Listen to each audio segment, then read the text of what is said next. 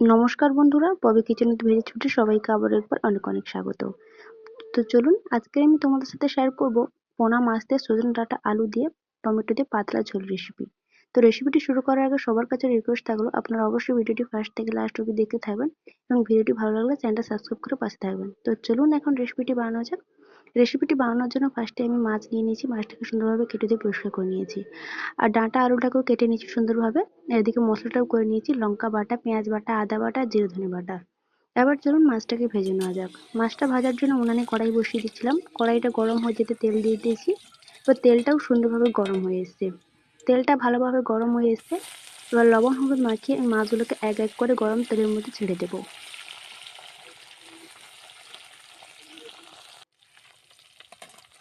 তো দেখুন মাছের এক পাশটা কিন্তু এখন লাল লাল করে ভাজা হয়ে গেছে, অপর পাশটা উল্টে দিচ্ছি যাতে দুপাশ সুন্দরভাবে লাল লাল করে ভাজা হয়ে যায়।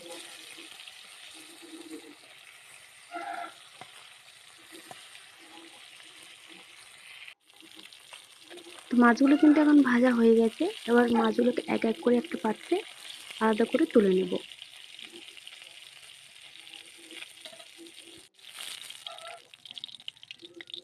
মাছটা তোলা হয়ে গেল। এই মাছ ভাজার তেলের মধ্যে দিয়ে দেবো তেজপাতা আর দিয়ে দেবো পাঁচ ফোড়ন।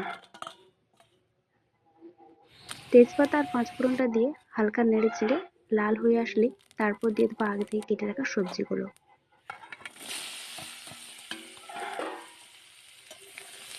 সবজিটা তুলে দিয়ে কিছুক্ষণ নেড়ে চেড়ে নেবো, তারপর দিয়ে দেবো পরিমাণ মতো হলুদ আর স্বাদ মতো লবণ দিয়ে আবারও কিছুক্ষণ নেড়ে চেড়ে নিয়ে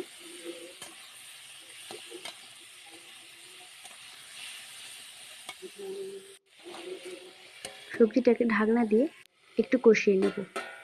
তো চলুন কিছুক্ষণ পর এখন ঢাকনাটা খুলে নিয়েছি, এবার সবজিটাকে আবারও কিছুক্ষণ নেড়ে চেড়ে নেব।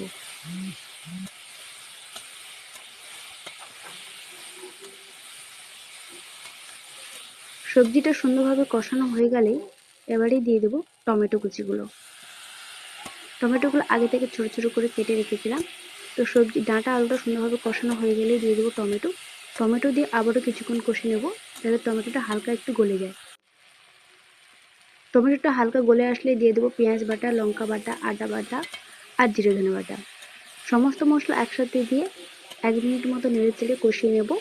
কষানো হয়ে গেলে দিয়ে দেবো মশলা করা জল, যেহেতু শিলনোড়ায় মশলা করে থাকি তাই মশলার জলটা দিয়ে দিলাম, আবার এক্সট্রা জল অ্যাড করবো এখানে। তো আপনারা যে যেভাবে ঝোল খান বাড়িতে তো সেরকম পরিমাণ বুঝে জলটা দেবেন। আমাদের বাড়িতে যেহেতু একটু বেশি ঝোল খেতে পছন্দ করে তো একটু বেশি করেই জল দিলাম। এখন ঢাকনা দিয়ে কিছুক্ষণ তরকারিটা হতে দেবো যাতে ডাঁটা আলুটা সুন্দরভাবে সেদ্ধ হয়ে যায়। তো কিছুক্ষণ জোরে জ্বালান দিয়ে ফুটিয়ে নিয়েছি, এবার ঢাকনাটা খুলে নিয়েছি। তো দেখুন ঝোলটা এখন ফুটছে, একটু নেড়ে চেড়ে নিয়ে এবার মাছগুলোকে দিয়ে দেবো। মাছগুলো দিয়ে আবারও 1-2 মিনিট মতো ফুটিয়ে নেব, নিলেই রেডি হয়ে যাবে তরকারিটা। তো চলুন এখন তরকারিটা কিন্তু রেডি হয়ে এসছে, এটি একটি পাত্রে লাগিয়ে নেব। সো চলুন ফাইনালি রেডি হয়ে গেল ডাঁটা আলুর তরকারি পোনা মাছের দিয়ে, যেটা খেতে কিন্তু সত্যি খুবই দারুণ হয়েছিল। তোমাদের কেমন লাগলো অবশ্যই কমেন্টে জানিও।